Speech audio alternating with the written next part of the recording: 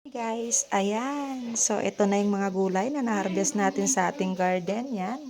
Gagawa tayo magluluto tayo ng pinakbet. Yan, may patani, sitaw, bunga ng malunggay, talong, kalabasa. Hindi ko alam kung anong tawag dyan sa isa. Yan.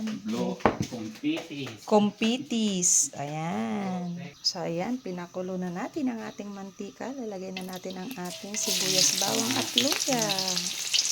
Wala tayong kamatis, no, kuya? Nice, no?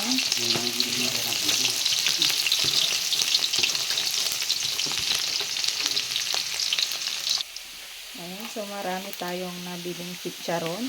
Yan ang isahog natin. Ayan.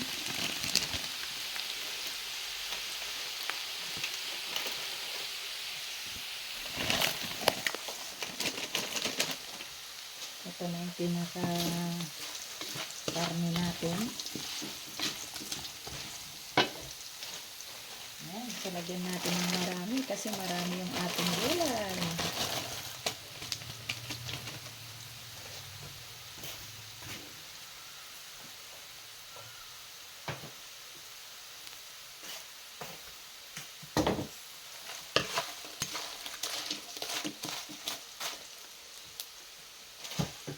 Ayan, so lagyan natin ang ating kalabasa. Halo-haloin na natin. Sitaw. Wow.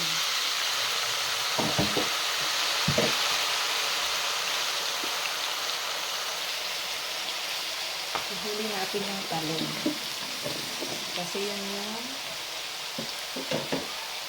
ang sarap.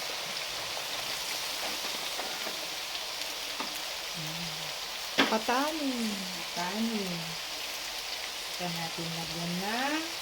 Ito, ang bagoong ng mga Ilocano.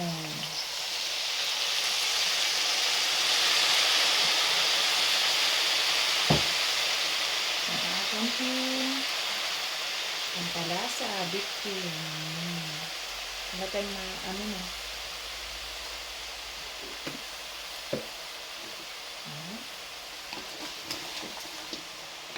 Dahil ito ay marami.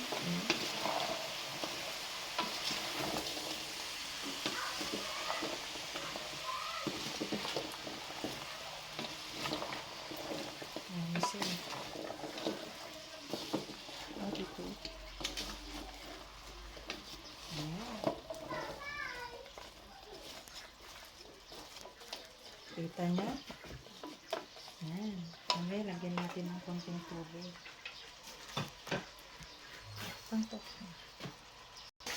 So yan, nilagay na rin natin ang ating okra at saka talong. Yan, hindi ko nakita kanina yung talong, yung okra dahil natabunan. Tingnan mo, ang lalaki ng ano. Ang ganda. Kulitis daw yan. Haani?